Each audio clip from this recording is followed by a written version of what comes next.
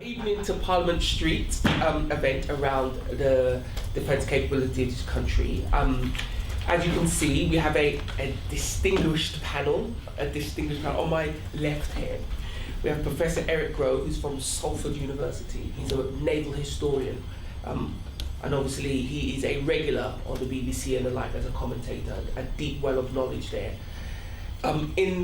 Just later right here, we have Glen MP. He's the Conservative member for Salisbury, and he's on the Defence Select Committee, which of course has its finger, we would hope, on the pulse of all of the issues around our defence capability. To my right, we have James Cleverly, who is Deputy Mayor of London, apparently, according to my notes. He's a former leader of the Conservative group in London. This is your second term, if I'm right, as our GLA member, very important and powerful role, but also, am I right in saying that you are former forces? Yeah, former regular forces. There you go, that's his excuse for being here. My excuse for being here is that they couldn't find anyone better. So firstly, let me apologise in advance for my inadequacies as a host. There will be blood, and I just want you to prepare yourself and accept that. The format will be 10 minutes from each of our panel members. Now, this is a housekeeping message to our panel members. You will ruthlessly be kept to your 10 minutes. So actually, it's 9 minutes and 59 seconds. Should you elongate your period, you will be lynched from behind by the chair. So when you wake up, you know what's happened.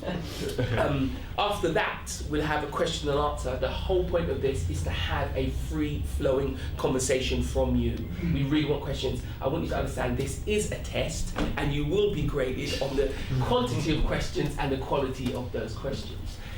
Should you want to tweet, it is Shaun Bailey at Shaun Bailey UK. At Shaun Bailey UK. At Shaun Bailey UK. But that way you can tweet your question in. Should you be too nervous to actually put your hand up in a room? But I would advise putting your hand up in a room because it'll add to the atmosphere. Can I just be brutal? This is not about so much an analysis of the problem as a tilt towards what we should do about the problem. What we're looking for here is policy solutions, not a whinge about what the problem is. So let me put this to you. If you were to speak for 30 seconds, 5 of your 30 seconds should be a whinge, 25 should be a very sharp, pointed question. Again, if that's not the case, you will be lynched by the chair. But without further ado, which one of you esteemed gentlemen would like to speak first? As everybody looks at me. Okay, fine. All right, I will do it first. My problem, and I have a bit of a whinge, it may be a little bit more in proportion to my 10 minutes, is that I'm very disturbed at the way that our defence policy has been going in the last few years. At the risk of being lynched, I would say that in many respects, although it wasn't funded properly and defence policy was not managed correctly by the last government, the Strategic Defence Review of the late 90s was actually, I think, a pretty balanced and sensible assessment of Britain's capabilities. And of course, with my naval background, I would say that as it started the carrier programme, which I'm still a great fan. And I think it demonstrated that, as it was put, as we had to go to the conflict doesn't come to us. Of course, that was a slight misjudgment with terrorism, etc. But nonetheless, I think that the overall force posture, and the overall balance, and it's balance, I think, is the word I want to emphasise, between the various armed forces, between the various capabilities, was, I think, fundamentally a good one. But the problem was it wasn't affordable. And it got into terrible financial difficulties, and of course the present government coalition has had to cope with those. But given the fact one was doing it on the basis of what I would regard as a very ill-advised war in Iraq, and I think a war which in Afghanistan, which was fought for something of the wrong reasons, you can probe me on that if you like, we have got now a very distorted defence posture. With great respect to my khaki colleagues here, when you have a situation where the media automatically think of the army as the armed forces, and when you look at the balance between the army and the Navy and the Air Force, I think personally, but perhaps I wouldn't I, but nonetheless, I think there is something seriously wrong. Hopefully, by 2020, well, for example, for the first time, we do not have dedicated maritime patrol aircraft since 1913. And oddly enough, Britain's an island surrounded by sea, water.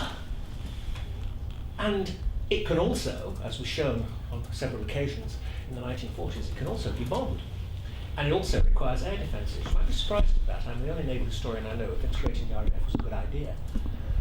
But when you look at the foundations of Britain's security, which might well have implications for the kinds of forces that we need to offer to our coalition partners to engage in the expeditionary operations that will be necessary. And I think one of the things that worried me most about the SDSR was a very sensible national security strategy was coupled to a defence posture which didn't really relate to it. And I quite publicly, I've said, both in print and on the electronic media, or the broadcast media, that I thought it wasn't very strategic, because it did not emphasise those forces which we require to give us the necessary flexibility and expeditionary capability. It got rid of the aircraft carriers. This morning, we hear that Ark Royal, which had the great privilege of being in when she was supporting British forces ashore in a very messy situation and doing what carriers can do best, being a national asset which could be used for British national interests if British forces ashore got into trouble. And John Major came out to the theatre and said one reason he said that forces were ashore was because he had the capacity, the national capacity, to provide air support without any reference to anyone else, should there be a problem ashore. And that, I think, that lesson was learned. Also, in the late 90s, Saddam Hussein helped the carrier argument by not doing what the outside world wanted, but nonetheless getting sufficient sympathy among the local Arab states that they wouldn't provide land bases for the aircraft that were being used to coerce him, and therefore carrier air power had to be used. And the British contribution was actually quite significant. One American carrier, one British carrier. And that happened during the SDR. And this, I think, had a considerable effect on what was a finely balanced argument about whether Britain should go ahead and build a new generation of aircraft carriers. And the decision went in favour of that because of experience. I often used to say to my students at Dartmouth and Greenwich that actually you could build up a whole series of heroes of the Royal Navy in the post-war period, those people who were demonstrating that maritime forces and maritime air forces were necessary. Kim Il-sung in the Korean War, Gamal Abdel Nasser, Suez, Sukarno, General Qasim, a previous Iraqi leader with the Kuwait operation. And persistently there would be these lessons that if you want to be able to intervene, or want to be able to threaten to intervene, or if you want to have the capacity to poise and for the government to make its mind up. I used to rather cruelly say, and it was cruel, and I take it back really, the John Major factor, allowing politicians the time to make their minds up by having forces in the area that can be used in a particular set of circumstances. But of course, we got trapped into a kind of new continentalism in the Middle East and into Afghanistan. And remember that part of the reason for the Afghan deployment from about 2006 onwards, if you read Cooper Coles, these are diplomats, so you can't lie, can he? When he says that in discussions with military leaders, they were saying, well, actually, we need this war to maintain our structure. And that, I think, is very telling. And it's been very successful. Afghanistan has been beautifully successful. It has kept the army in the manner to which it has become accustomed. Very successful. And if you think that's cynical, well, I'm old enough to be an old cynic. I've been studying defence policy that long. But therefore we need, and here's where we need to make sure that we get a better balance as we go forward. I think the plans for the greater use of reservists in the army to get more capability, hopefully for a more limited increase in expenditure, I think there's a lot to be said for that. Quite clearly, Britain needs ground forces. It needs ground forces that are rapidly deployable. It needs air deployable forces, and the current ones we have are very good. It needs maritime deployable forces, and the ones we have are very good, although they've been shrunk somewhat. You need mobile air power with its mobile bases, and hopefully by and in fact I very much supported the decision to go for the F-35B, short takeoff vertical landing aircraft, because it meant we would actually have an aircraft carrier with aircraft on it by 2018, 2019. Can you imagine, whatever party was in power, the political repercussions of Her Majesty whom God preserve, going up to Rosyth and launching or floating out HMS Queen Elizabeth. And that ship, HMS Queen Elizabeth, and that ship immediately going into reserve, into mothballs. Can you imagine finessing the politics of that? You know, some of you might have had to have done it. Now, that would be extremely difficult. And in fact, going for the F-35B, I must admit, I found some of the figures a bit weird, but still, going for that I think does mean that we will have a necessary capability. We're going to buy 48 F-35Bs. That will be enough for a surge capability of 36 in each carrier. You cannot, in fact, seriously project power as a major actor with sufficient influence in the operation unless you have that kind of capability. So that is an investment, and confirming that investment perhaps to get even more aircraft and altering the balance even of the Air Force in favour of a more maritime basing. How you work out the inter-service problems, well, perhaps we can talk about that later. But that, I think, is very important. Also replacing the increasingly old Type 23 frigates with the Type 26s, making sure we have a sufficiently powerful fighter force, because the Russians keep coming. They keep flying down, and we need fighters to deal with it.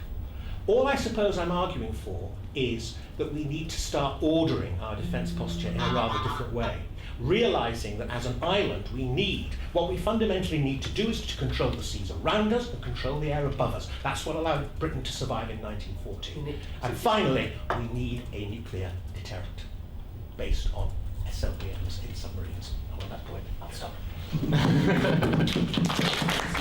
I'm John Glen. I'm on the Defence Select Committee, and I have been the Member of Parliament for Salisbury since 2010. I think when I look at defence, and I've looked at it a lot over the last 2.25 years, one of the dominant issues is the gap that we have in the Conservative Party between the rhetoric and the reality. I mean, no proper Conservative really goes into politics wanting to cut defence budgets. It's against what we do, it's against our priority for looking after the national interest, and I think it was extremely difficult for us to go through that process leading up to the STSR in October 2010. But what I also find is that there's never a shortage of opinions over how that STSR was wrong at so many levels. The gap between the national security strategy narrative and what provision was in the STSR, the different decisions according to which heritage, which service people come from, about whether the right decision around aircraft carriers, all the rest of it, whether we got rid of the Nimrods in the right way or not, whether we actually allocated the right distribution of resources around the cuts going forward. And everyone believes they have the answer, because actually it's very plausible to argue from all of those things that Eric's touched upon that, well, that's not desirable, that's not desirable. I actually think that in the Secretary of State, Liam Fox, we had somebody who was pretty effective at arguing for a much reduced cut than had we anyone else in the post, and I think he did extremely well to limit the cuts to what we had. It's an inconvenient truth, but it's a truth nonetheless, that the dominant context for decision making for defence over the last 2.5 years has been the financial inheritance. And some of the decisions around the aircraft carrier, etc., were massively influenced. In fact, there really wasn't the discretion that was normally there as a governing power because of what decisions had been made before. And there wasn't really much room for manoeuvre, and that is the reality. And I defy anyone who criticises any single element of the SDSR settlement to actually come up with a countermeasure within the same envelope. Because if we accept the premise that the dominant security threat to our country is the threat to our economy, then we have to make some cuts. And you've got to make them somewhere if you ring-fence so many other different things.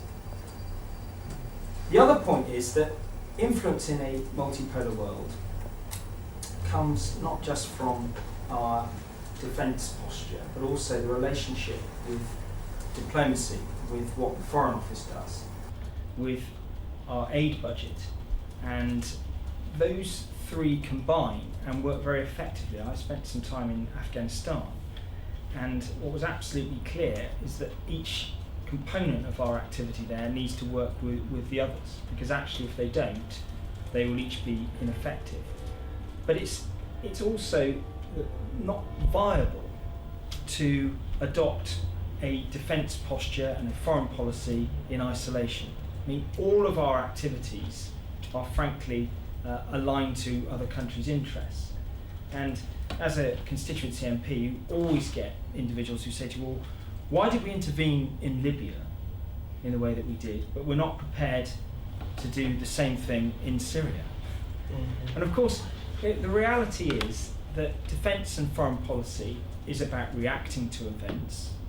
It's about the reality of different diplomatic circumstances, different postures of Russia and China, different willingness to commit resources, and also a different level of practical likely outcomes. And all of those things contribute to a different context. And similarly, when people talk about the Arab Spring, what's the government's position on the Arab Spring?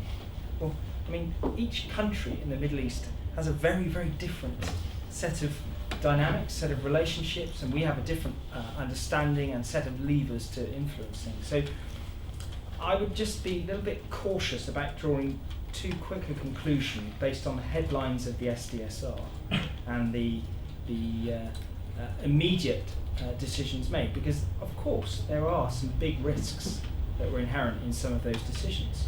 But frankly, when you haven't got the resources, you can't spend the money in the way that you wanted to.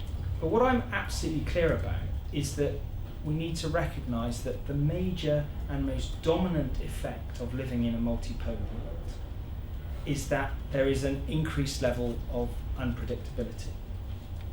In the Cold War days, we could anticipate certain strategic alignments, we could develop a defence posture that met with those things, but that is no longer possible. And that's why it's absolutely important that we embed within the decision-making capability through the National Security Council and through the work of the Secretaries of State working together is a flexibility.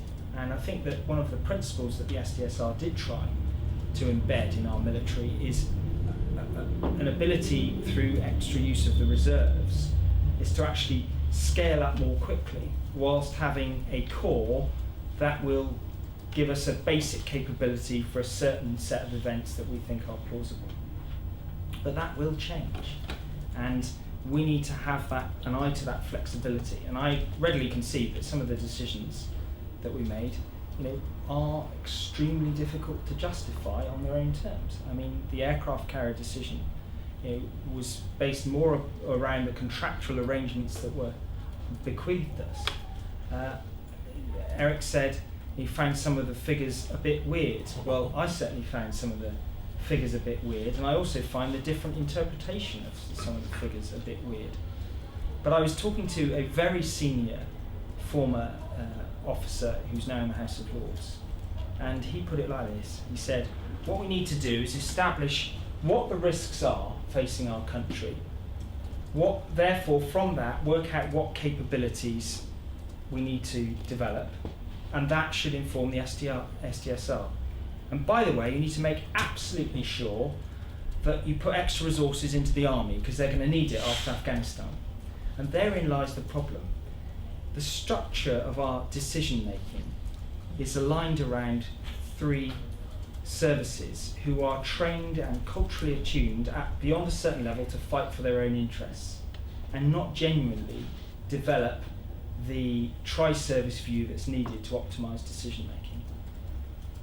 That to me is where some of the solutions and reforms need to come in and to develop further for us to adopt the right sort of solutions for the future. And with that kind end, I shall shut up. Thank you. Thank you very much. my starting point for this is that the SDSR has happened, right or wrong, good or bad, it has happened, it can't unhappen. The Ark Royal's been decommissioned, it can't be undecommissioned. In fact, in the lead up to Libya, my understanding is, and I don't know whether this is necessarily true, someone from the MO, someone from government contacted someone from the Navy and said, how decommissioned is the Ark Royal? And the answer was, well, we're in the process of taking the engines out. And the person in government said, well, can you stop? And the person from the Royal Navy explained that when you take bits of engines out for reconditioning, you take them carefully, bit by bit, through hatches and doors. When you're decommissioning a ship, you oxyacetylene a hole in the side, and you take it out with chains and pulleys. So no, you cannot undecommission the Ark Royal.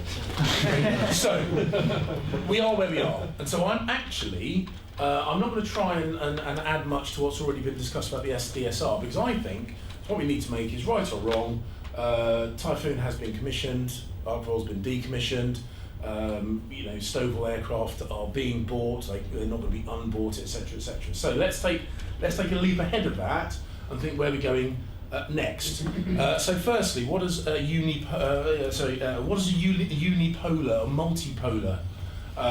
Well, I had to look it up because I'm a bit knock when it comes to those kind of things. And what I work out is we don't know who the baddies are.